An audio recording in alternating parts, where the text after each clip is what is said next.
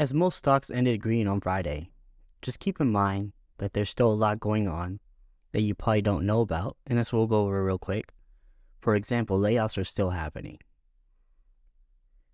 There's a lot of layoffs that just happened.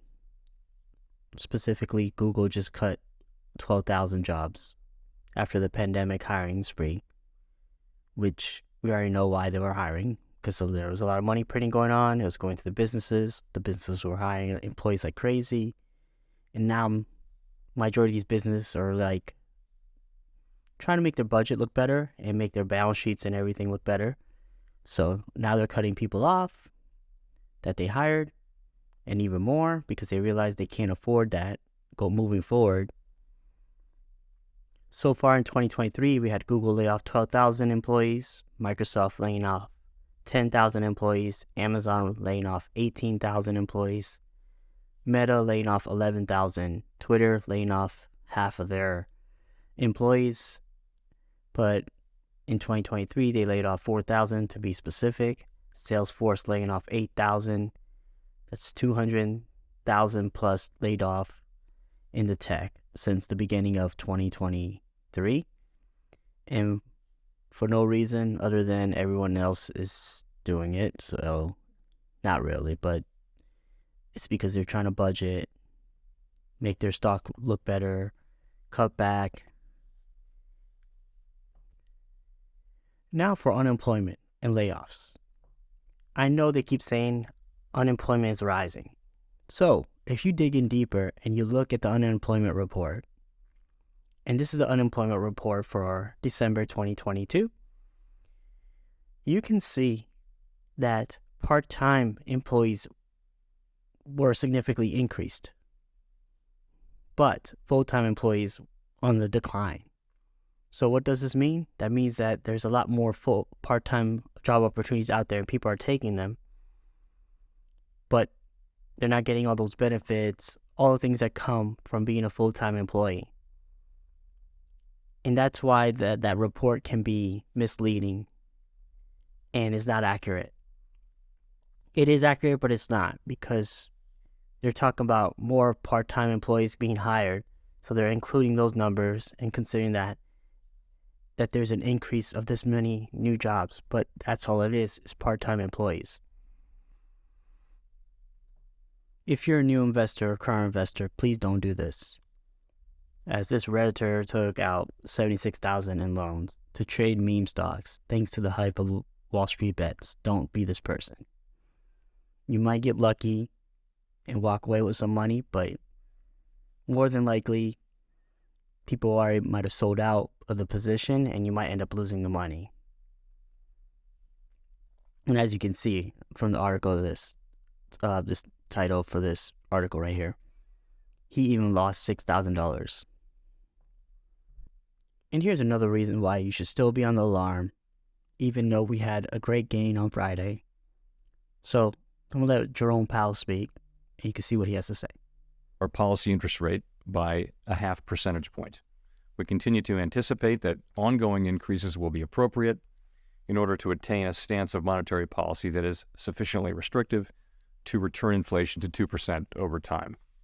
In light of the cumulative tightening of monetary policy and the lags with which monetary policy affects economic activity and inflation, the committee decided to raise interest rates by 50 basis points today, a step down from the 75 basis point pace seen over the previous 4 meetings. Of course, 50 basis points is still a historically large increase, and we still have some ways to go.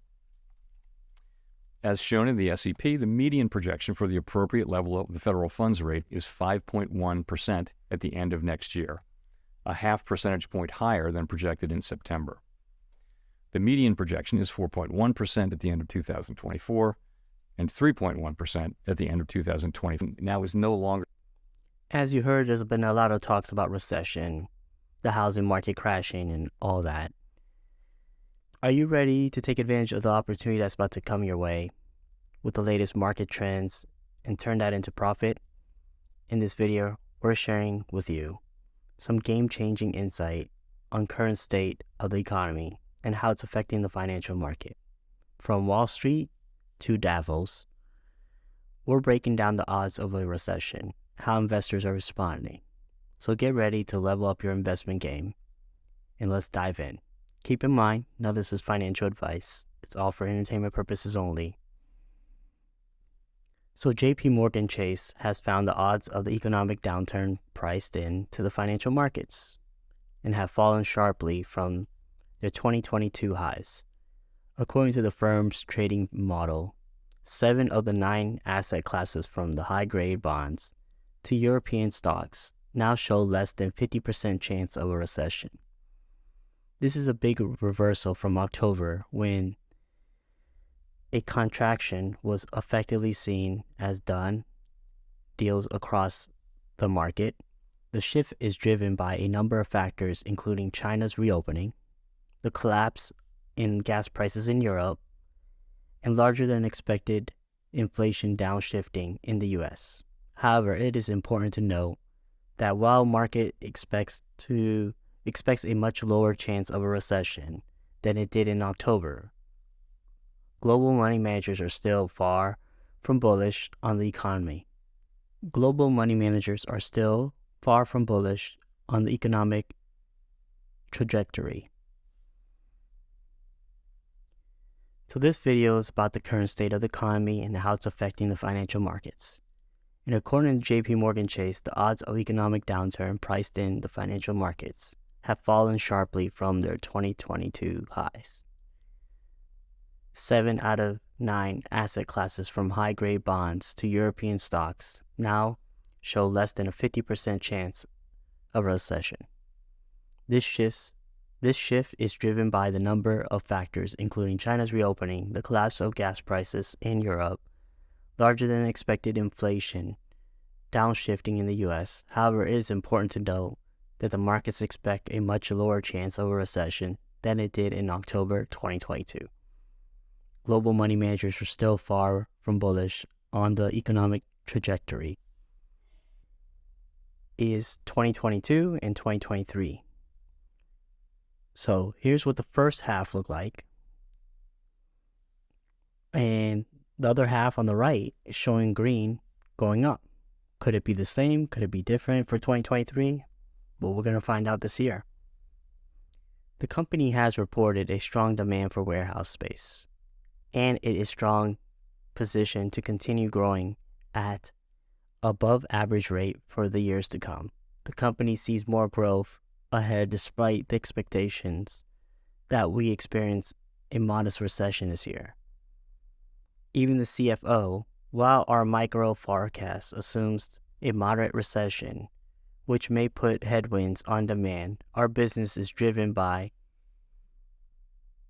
So for those of you that don't know what factors can be included when you were talking about recession, let's talk about that. A recession is generally defined as an economic period of economic decline.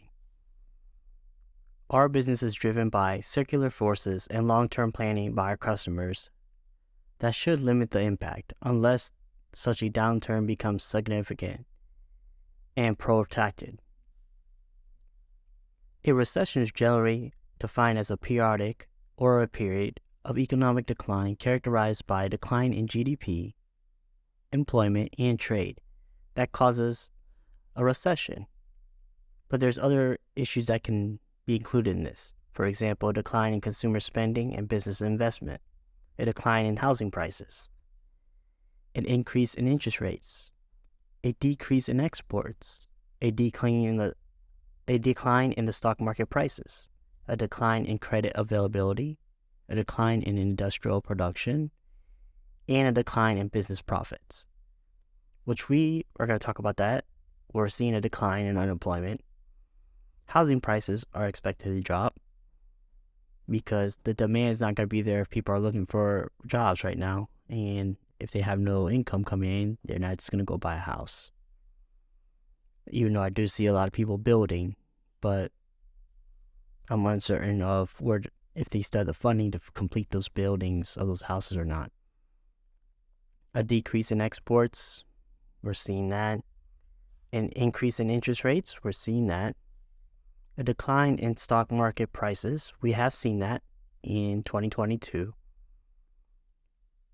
Even though the stock prices went up on Friday, that's just one day compared to the other 4 days.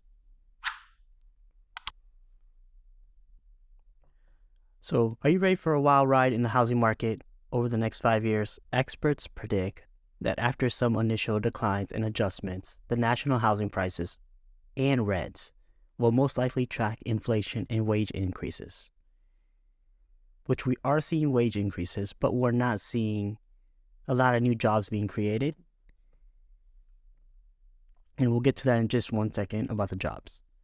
But there could be a significant difference between regions. The shift towards remote and hybrid work and education could also shake up the status quo and the threatened urban finances. In addition, the traditional single-family homes in core urban markets may become less common, while the new single-family homes in homeowner associations may become more prevalent. Core urban markets may become less common, whilst new single-family homes in homeowner associations may become more prevalent. With ongoing uncertainty caused by the you-know-what that's been going around for a while, it is important to keep a close eye on the market and stay informed on the latest trends and predictions.